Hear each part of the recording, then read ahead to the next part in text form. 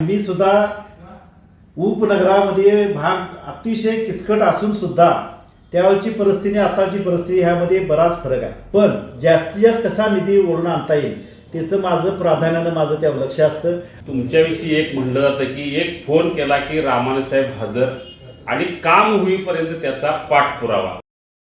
आपण पाहताय महाधुरळा.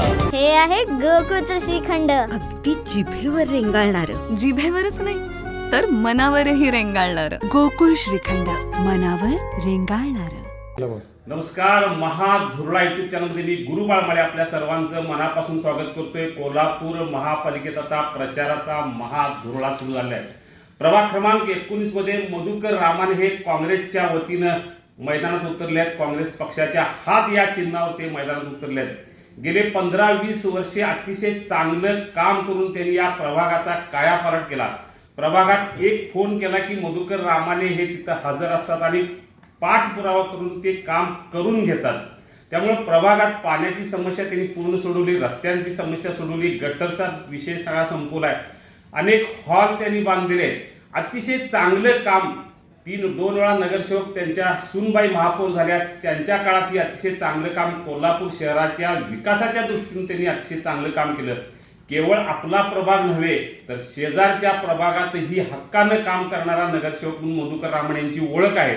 आणि पुन्हा एकदा याच कामाच्या जोरावर, संपर्काच्या जोरावर अडीअडचणीला धावून जाणारा हा कार्यकर्ता हात या चिन्हावर प्रभाग क्रमांक 19 मध्ये मैदानात उतरलेला आहे. आज आपण त्यांच्याशी चर्चा करूया की या मैदानात उतरण्यामागची त्यांची नेमकी भूमिका काय आहे आणि आगामी काळात नगरसेवक झाल्यानंतर ते काय करू शकतात, त्यांचं व्हिजन काय आहे. रामाने साहेब नमस्कार. नमस्कार. तुम्ही 2 वेळा यापूर्वी निवडून आला, सुनबाई निवडून आल्या, महापौर झाल्या आणि अतिशय चांगलं काम तुम्ही या 15-20 वर्षात केलं आहे. साधारण ठळक कुठलं काम आहे की जे सांगण्यासारखं आहे? खरं म्हटलं तर ज्योतिबाच्या कृपेनं, महालक्ष्मीच्या आशीर्वादानं आणि ह्या आमच्या भागातल्या कार्यकर्त्यांच्या जीवावर मी जवळजवळ 2 वेळा ह्या प्रभागातून निवडून आलो. त्यानंतर तिसऱ्या टायमाला आमची सुनबाई अश्विनी अमर रामाने निवडून आल्या. बंटी साहेबांनी त्यांना महापौर केलं. सगळ्यात कमी वयामध्ये महापौर झाल्या. त्यांनी सुद्धा अतिशय नवख्या आणि कुठल्याही राजकारणाशी संबंध नसताना सुद्धा चांगल्या पद्धतीने शहरात काम केलं. टोलचा प्रश्न असेल, काही मराठा आंदोलन असतील, शाहू स्मारक, शाहू समाजाचं काम असेल, केशवराव भोसलेंचं काम असेल आणि इतर विविध कार्यक्रम तिने चांगल्या पद्धतीने राबवलं. सभागृह चांगल्या पद्धतीने चालवला. आणि मी सुद्धा उपनगरामध्ये भाग अतिशय किचकट असून सुद्धा त्यावेळची परिस्थिती आताची परिस्थिती ह्यामध्ये बराच फरक आहे. खरं म्हटलं तर मी काम करत असताना सकाळी 7 वाजल्यापासून लोकांच्या कामामध्ये असतो. एखादा फोन केला की तत्परतेची तिथं जाऊन त्याची काय परिस्थिती, काम कसं होईल, केलं पाहिजे ह्या दृष्टीने माझा प्रयत्न असतो. रात्री किती वाजता जरी लोकांनी फोन केला तरी मी तिथं त्यांचा प्रश्न सोडवतो. लोकांच्या नुसते गटर, रस्ते, लाईट, पाणी बऱ्याच गोष्टी आपण केल्यात. काही ठिकाणी अतिशय परिस्थिती बिकट होती, ती सुद्धा सुधारण्याचा प्रयत्न केला आहे. काही ठिकाणी रस्ते जाण्यासाठी माणसाला आत कॉलनीमध्ये रस्ते नव्हते, तो सुद्धा प्रश्न सोडवला. आणि हे करत असताना लोकांच्या प्रेमाच्या आणि आशीर्वादाच्या जीवावर मी इथंपर्यंत पोहोचलोय. जे शहरात त्या सगळ्या सुविधा उपनगरात देण्यासाठी तुम्ही प्रामुख्यानं काम केलं, म्हणजे अनेक गल्लीबोळात सुविधा दिल्या, रस्ते केले. सगळ्यात महत्त्वाचा या भागात प्रश्न होता तो पाण्याचा. 8 दिवसातनं एकदा पाणी येत होतं, पण तुम्ही ज्या पद्धतीनं नवीन पाईपलाईन घातले की जरगनगरपर्यंत त्या पाण्याची टाकी बांधली, हे सगळे करता असताना निधी खेचून आणणारा नगरसेवक म्हणून तुमची ओळख तयार झाली. तर नेमकं कसं हे काम केलं? खरं म्हटलं तर अतिशय चांगल्या पद्धतीनं काम करायचं म्हटलं तर त्याचा अभ्यास करून खरोखरच हे काम झालं पाहिजे आणि ते प्रशासनाला पटवून देऊन आणि प्रशासनाच्या सहकार्यानं जास्तीत जास्त निधी कसा ओढून आणता येतोय भागामध्ये. खरं म्हटलं तर प्रत्येक प्रभागाला 2 लाख 4 लाखापर्यंत निधी वर्षाला असतो. पण जास्तीत जास्त कसा निधी ओढून आणता येईल त्याचं माझं प्राधान्यानं माझं त्यावर लक्ष असतं. आणि मी ते प्रत्येक टायमाला बंटी साहेबांच्या माध्यमातून असेल, ऋतुराज साहेबांच्या माध्यमातून असेल, अधिक प्रशासनाच्या वतीनं जिथं जिथं काय करता येईल ते मी करण्याचा प्रयत्न करतो. तुम्हाला साधं उदाहरण सांगायचं म्हटलं तर मी ज्योतिर्लिंग शाळा म्हणून त्या प्रभागामध्ये बांधली. तर तिथं सर्वसामान्य गोरगरिबांची मुलं शिकावीत म्हणून मी शाळा बांधत असताना 1 रुपया कुठला फंड नव्हता. मी काही वेळा पहिल्यांदा मी भाड्याचे गाळे घेऊन तिथं ती शाळा काढली इमारत नसताना. आता प्रशासनाच्या वतीनं मी प्रत्येक वर्षी थोडा थोडा फंड महापालिकेतनं वळून आणून मी जवळजवळ 7-8 खोल्या बांधल्या. आता जवळ 500च्या वर माझा ती संख्या आहे. त्या लोकांना बोटाचे असेल आणि ज्यांची परिस्थिती अशा लोकांना सुद्धा मी तिथं सेवा देण्याचं काम करतो. कारण का आम्ही सुद्धा खेडेगावातले असताना परिस्थितीमुळे आपण शिक्षण शिकू शकलो नाही, पण तशीच परिस्थिती ह्या मुलावनी ओढू नये ह्या दृष्टीतून मी ती ज्योतिर्लिंग शाळा काढली. काही ते अतिशय ठिकाणी चांगल्या तुम्ही पद्धतीने. हॉल बांधलेले आहेत, म्हणजे कात्यानी कॉम्प्लेक्स असू दे आणि काही ठिकाणी ते कुठल्या फंडातून बांधले आणि आमदार आणि खासदार फंडातून मोठ्या प्रमाणात तुम्ही निधी आणला, तो कुठं साधारणतः मोठ्या प्रमाणात खर्च झाला? खरं म्हणतं तर उपनगरामध्ये रस्त्याची परिस्थिती तुम्हाला माहिती आहे आणि रस्ते गटर करत असताना पहिल्यांदा गटर हा नव्हताच उपनगरामध्ये, पण उपनगरामध्ये गटरची सुरुवात मी केली आणि ते जवळजवळ मी काय संपूर्ण काम केलं असं म्हणणार नाही, पण 80 ते 90% आमचं काम आम्ही गटर असतील, रस्ते असतील, पाण्याची लाईन असेल. खरं म्हटलं तर MT सनाई नगरमध्ये खाली डबरं काढून माणसं घागरीला पाणी भरत होती, पण आज ते त्यांच्या किचनमध्ये पाणी आले आणि बऱ्याच ठिकाणी काय अडचण आहे तिथं एका पाईपवर किती कनेक्शन आहेत, तिथं लोड ते होत असेल तर तिथं दुसरी लाईन टाकून दुसरीकडे कसं पाणी त्यांना मिळेल याच्या दृष्टीनं अतिशय चांगल्या पद्धतीने मी मार्ग काढून बऱ्याच ठिकाणी पाण्याचा प्रश्न आता सोडवलेला आहे. तुमच्याविषयी एक म्हणलं जातं की एक फोन केला की रामाने साहेब हजर आणि काम होईपर्यंत त्याचा पाठपुरावा. हा एक स्वभाव तुमचा जो चांगला आहे तो लोकांच्यापर्यंत पोहोचला आहे, त्यामुळे पुन्हा एकदा तुम्ही मैदानात उतरला असताना त्याचा काय उपयोग होईल? खरं म्हटलं तर हे रस्ते गटर पाणी ह्यात आमची जवळ 10 वर्षे पूर्ण करण्यात आमची गेली. अजून बऱ्याच गोष्टी अपुऱ्या आहेत भागामध्ये.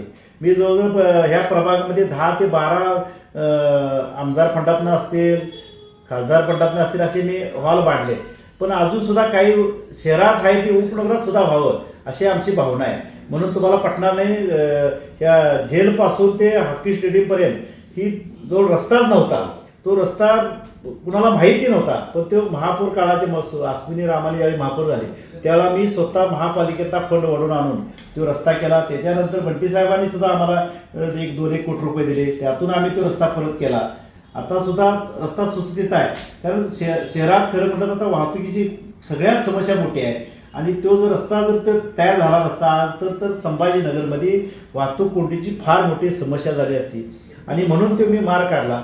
अजून सुद्धा शहरात तुम्हाला पटणारी कोरोना काळात काय परिस्थिती माहिती आहे, त्यावेळेला सुद्धा मी लोकांना धीर देण्याचं काम, कुणाला धान्य देण्याचं काम, कुणाला औषध पाणी देण्याचं काम अतिशय चांगल्या पद्धतीने केली. परिस्थिती नसताना सुद्धा माणसं घरात बसून किती होत तुम्हाला माहिती आहे. आणि हे करत असताना मार्केट यार्डमध्ये संपूर्ण जो बाजार मंडईचा भरतो त्या काळात तिकडे लोकांना जाता या म्हणून व्यापाऱ्यांना आम्ही तपोन मैदानावर आम्ही तो व्यापार भरला आणि त्याच्यानंतर मार्ग काढून आम्ही इथं या तुमच्या कळंबा मिसळ जो ते बाजार आणला आणि ते भाजी मंडई आणल्यामुळं काही विविध लोकांना त्या परिसरामध्ये रोजगार मिळाला आणि असाच रोजगार मिळून भाजी मंडई असेल, अजून काही मैदानं असतील, काही महिलांच्या शौचालयासाठी असेल, असे बरेच प्रश्न आपल्या उपनगरामध्ये आहेत. आपल्या उपनगरामध्ये रस्ते बारके आहेत, शहरामध्ये सुद्धा रस्ते बारके आहेत. अजून वाहतुकीची कोंडी अजून प्रचंड वाढलेल्याने ह्याच्यापुढे सुद्धा वाढेल, पण ह्याच्यासाठी काय मार्ग काढता येईल, अजून सुद्धा काय लोकांच्या सेवा सुविधा देता येतील यासाठी आम्ही अभ्यासपूर्वक वचननामा करून लोकांनी कुठल्या भागामध्ये काय पाहिजे अशी एक जे कल्पना आहे बंटी साहेबांची, कोल्हापूर कसं तर तुम्ही म्हणाल तसं, म्हणजे ह्या जनतेच्या सगळ्या भावना लक्षात घेऊन त्यांच्या भावना त्यांना काय त्यांच्या परिसरामध्ये हवा आहे आणि आम्हाला ते कसं करता येईल आणि ती प्रश्न कसा सोडवण्याचा साठी कसा प्रयत्न करता येईल त्यावर आम्ही भर देणार आहे. सगळ्यात महत्वाचं, गेल्या 5-6 महिन्यात अनेकांनी इकडून तिकडे उड्या मारल्या, तुम्ही मात्र काँग्रेस पक्षाबरोबर एकनिष्ठ राहिला. काय नेमकं त्याचं गमक आहे?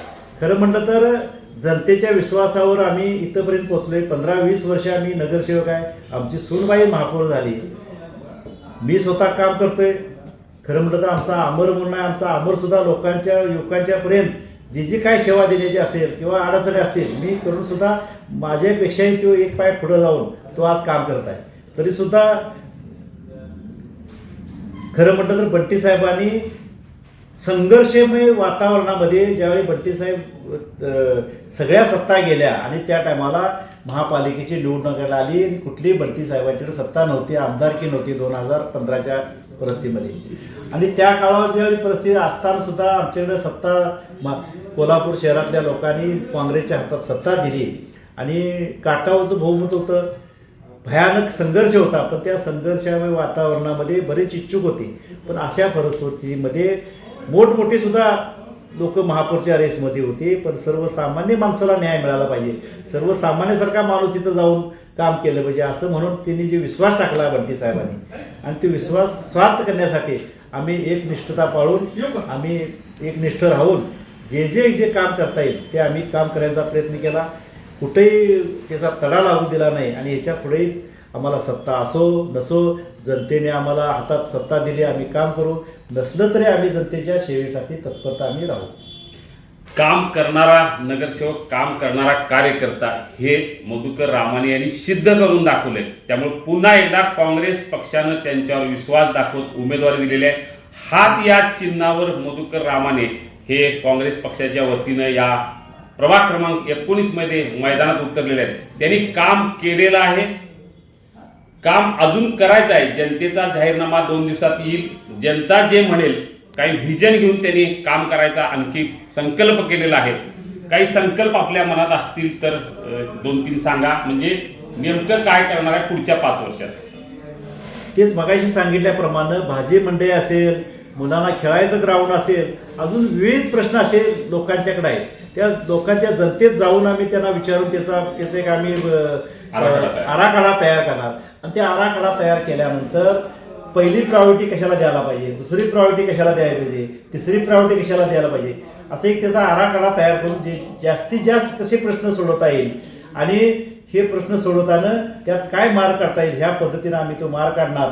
सर्व आमचे कार्यकर्ते माता भगिनींना माझी विनंती आहे की आपलं पॅनेल येणं महत्त्वाचं आहे आणि त्यासाठी येणाऱ्या 15 तारखेला आम्ही 4 उमेदवार आहे. अधिकृत काँग्रेस पक्षाचे अधिकृत उमेदवार 4 जण आहे. त्यामध्ये पहिला आहे दुर्वास बापू कदम, त्यांचंसुद्धा हात चिन्ह आहे. त्याच्यानंतर शुभांगी प्रमोद पवार, त्यांचंसुद्धा हात चिन्ह आहे. त्याच्यानंतर सुषमा संतोष जरग, त्यांचंसुद्धा हात चिन्ह आहे. आणि माझं मधुकर बापू रामाने, माझंसुद्धा हात चिन्ह आहे. आणि प्रत्येकानं 4 मतं देण्याचा अधिकार आहे. आणि न कुठलाही गडबडून न जाता, कुठल्याही नावाचं न हे करता तुम्ही फक्त 4ही ठिकाणी हात हात हात आणि हात असं जर हे केलं तर कुठलीही अडचण येणार नाही. आणि म्हणून 4घांनी सुद्धा हात या चिन्हावर पॅनेल टू पॅनेल मतदान करून आम्हाला 4घांना जर आपल्याला भरघोस मतानं जर आपण निवडून दिलं तर मला वाटतंय आम्ही काम चांगलं करून दाखवू, ह्यात कुठली आपल्याला शंका बाळगण्याचं कारण नाही. हात या चिन्हावर प्रभाग क्रमांक 19 मधून लढणारे काँग्रेसचे उमेदवार मधुकर रामाने यांनी आज महाधुरळाला अतिशय सविस्तर मुलाखत दिलेली आहे. या प्रभागात काही मधुकर रामाने या नावानं आणखी काही डमी उमेदवार उभं करून यांना शह देण्याचा प्रयत्न या मतदारसंघात झालाय. याविषयी नेमकं आपल्याला काय म्हणायचं आहे? खरं म्हटलं तर मधुकर रामाने किंवा रामाने हे नाव सगळ्या घराघरात आणि लहानापासून मोठ्यापर्यंत पोचलेलं आहे. कुठे गेलो मी जिथं जात नाही तिथं सुद्धा रामाने हे नाव काही लोकांच्या तोंडात आहे. आणि हे लोकांच्या तोंडात बसलेल्या कामाच्या आणि त्यांच्या विश्वासाच्या जीवावर जे नाव ते तिथपर्यंत पोचलंय ते काही लोकांनी खूपच असतं. म्हणून काही लोकांनी ती जरी डबल जरी ते आपल्या नावाचा उपयोग करावा आणि आपला कसा फायदा होईल ह्या कसा आता जर केला असेल तर ते काय मला माहीत नाही. पण आमच्या प्रभागातली ह्या सगळ्या 19 प्रभागातले लोक सुज्ञ आहेत आणि त्यांनी किती जरी त्या नावाचा उपयोग दुप्लिकेट केला असला तरी त्याचा काही उपयोग होणार नाही. कारण मधुकर बापू रामाने हे नाव असून आणि पुढं त्याचा हात हे चिन्ह आहे, 3 नंबर त्याचा 3 नंबरला चिन्ह आहे. त्यामुळे माणसं नुसतं नाव बघून कधी हे करत नाही. नाव आणि चिन्ह हे माणसाच्या मनात बसलेलं आहे. जसं माणसाच्या हृदयामध्ये रामाने रामाने रामाने असं झाले तसंच ते हात हात हात असं सुद्धा चिन्ह आहे. ह्याच्या पुढे सुद्धा काही लोक अफवा उठवतील पण आमची जनता अजिबात विश्वास ठेवणार नाहीत. आणि मधुकर रामाने मधुकर बापू रामाने हात हे चिन्ह हे लोकांना कळालेलं आहे आणि त्यामुळे किती जरी काही लोकांनी प्रयत्न केला, काही खटापट केल्या, तरी आमची जनता त्याला भुलणार नाही, ही मला अगदी गॅरंटी आहे. धन्यवाद. हात या चिन्हावर प्रभाग क्रमांक 19 मध्ये काँग्रेसच्या वतीनं मधुकर रामाने मैदानात उतरले आहेत. त्यांनी आतापर्यंत काय काम केलं हे सांगितलेलं आहे, व्हिजन सांगितलेलं आहे. एक चांगला कार्यकर्ता म्हणून मैदानात उतरलेला असताना जनता सुद्धा त्यांच्या पाठीशी निश्चितपणे ठामपणे उभी राहील असा विश्वास त्यांनी व्यक्त केलेला आहे. धन्यवाद.